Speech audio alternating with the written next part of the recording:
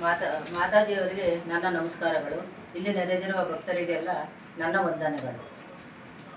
ಒಂದೆರಡು ರಾಮನ ಬಗ್ಗೆ ಮಾತಾಡಬೇಕಂತ ಅಂದರು. ಆಗಲೇ ಆಯ್ತಪ್ಪ ಅಂತೇಳಿ. ಮಹಾವಿಷ್ಣುವಿನ ದಶಾವತಾರಗಳಲ್ಲಿ ಶ್ರೀರಾಮನ ಅವತಾರ ತುಂಬ ಮಹತ್ವವುಳ್ಳದ್ದು. ಏಕೆಂದರೆ ಶ್ರೀರಾಮನ ಅವತಾರವು ಧರ್ಮ ಎಂಬ ಮಾರೀಚನ ಹೇಳಿಕೆಯಂತೆ ಶ್ರೀರಾಮನು ಧರ್ಮವನ್ನು ಆಚರಿಸಲು ಬಂದ ಪುರುಷೋತ್ತಮ. ತ್ರೇತಾಯುಗದಲ್ಲಿ ಶ್ರೀರಾಮನ ಅವತಾರವಾಯಿತು. ಪುತ್ರ ಕಾಮೇಷ್ಟಿಯಾಗದ ಫಲದಿಂದ ದಶರಥನಿಗೆ ರಾಮ, ಭರತ, ಲಕ್ಷ್ಮಣ, ಶತ್ರುಘ್ನ ಎಂಬ ಮಕ್ಕಳು ಜನಿಸುತ್ತಾರೆ. ಬಾಲಖಂಡದಲ್ಲಿ ಶ್ರೀರಾಮನ ಚಿಕ್ಕ ವಯಸ್ಸಿನ ಎಲ್ಲ ವಿಚಾರಗಳನ್ನು ನಾವು ಓದಬಹುದು. ದಶರಥನಿಗೆ ತುಂಬ ಅಪರೂಪಕ್ಕೆ ಮಕ್ಕಳಾದ್ದರಿಂದ ಅವನು ತನ್ನ ಮಕ್ಕಳ ಮೇಲಿನ ಪ್ರೀತಿಯಿಂದ ವಿದ್ಯಾಭ್ಯಾಸಕ್ಕಾಗಿ ಗುರುಕುಲಕ್ಕೆ ಕಳಿಸುತ್ತಾರೆ. ತನ್ನ ಅರಮನೆಯಲ್ಲಿಯೇ ಈತನಾದನು.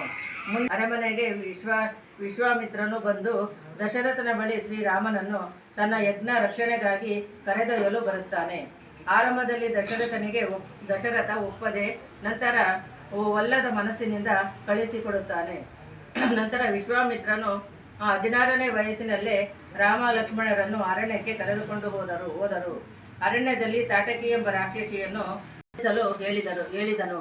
ಹೀಗೆ ದುಷ್ಟ ಶಿಕ್ಷಣ ಕಾರ್ಯವೊಂದು ರಾಮನದು ಆರಂಭವಾಗುತ್ತದೆ. ನಂತರ ಶ್ರೀರಾಮನು ಯಜ್ಞಕ್ಕೆ ಅಡಚಣೆ ಮಾಡುತ್ತಿದ್ದ ಮಾರೀಚ, ಸುಬಾಹು ಎಂಬ ರಾಕ್ಷಸರನ್ನು ತಡೆದು ಸುಗಮವಾಗುವಂತೆ ನಡೆಯುವಂತೆ ಮಾಡಿದನು. ನಂತರ ಶ್ರೀರಾಮನು ಅರಣ್ಯದಲ್ಲಿ ಗೌತಮ ಮುನಿಯ ಪ್ರಾಂತ್ಯಕ್ಕೆ ಬಂದಾಗ ಅಲ್ಲಿ ಶಿಲೆಯಾಗಿ ಶಾಪಕ್ಕೆ ಒಳಗಾದ ಅಹಲ್ಯೆಯನ್ನು ಶಾಪ ವಿಮೋಚನೆ ಮಾಡಿದನು. ನಂತರ ಮಿಥಿಲಾ ನಗರಕ್ಕೆ ವಿಶ್ವಾಮಿತ್ರರ ಜೊತೆ ಹೋಗಿ ಅಲ್ಲಿ ಶಿವ ಧನಸ್ಸನ್ನು ಮುರಿದು ಸೀತಾದೇವಿಯನ್ನು ವಿವಾಹವಾದನು. ಹೀಗೆ ರಾಮನಲ್ಲಿ ಹೋದರಲ್ಲಿ ಧರ್ಮರಕ್ಷಣೆ, ದುಷ್ಟ ಶಿಷ್ಟರ ರಕ್ಷಣೆ, ಗುರು ಆಜ್ಞಾಪಾಲನೆ, ವಿನಯವಾದ ವರ್ತನೆ, ಸತ್ಯವಾಕ್ಯ ಉಚ್ಚಾರಣೆಗಳನ್ನು ಮಾಡುತ್ತಾ ಮಾನವರಿಗೆಲ್ಲ ಆದರ್ಶ ಪ್ರಾಯವಾದನು. ತಂದೆ ತಾಯಿಗಳ ಮಾತುಗಳನ್ನು ಸಹ ಶಿರಸಾಪಾಲನೆ ಮಾಡುತ್ತಿದ್ದನು. ಪಿತೃವಾಕ್ಯ ಪರಿಪಾಲನೆಗಾಗಿ ತನ್ನ ಪಟ್ಟಾಭಿಷೇಕವನ್ನು ತ್ಯಜಿಸಿ 14 ವರ್ಷ ವನವಾಸಕ್ಕೆ ಹೋದ ಮಹಾನ್ ಪುರುಷ ಶ್ರೀರಾಮ.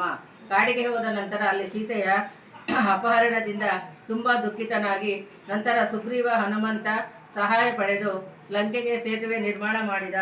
ಅಲ್ಲಿ ರಾವಣಾಸುರನೊಂದಿಗೆ ಘೋರ ಯುದ್ಧ ಮಾಡಿ ರಾವಣನ ಸಂಹರಿಸಿ ರಾಮನು ತಾನು ಹೋದಲ್ಲೆಲ್ಲ ದುಷ್ಟ ಸಂಹಾರ ಮಾಡಿ ಸರ್ವ ಶುಭಗಳು ಒದಗಿ ಬರುತ್ತವೆ. ದುಷ್ಟ ಸಂಹಾರವಾಗಿ ಸರ್ವ ಸುಖಗಳು ಒದಗಿ ಬರುತ್ತವೆ. ಹೀಗಾಗಿ ಇಷ್ಟು ಧರ್ಮಮೂರ್ತಿಯ ಹೆಸರು ಶ್ರೀ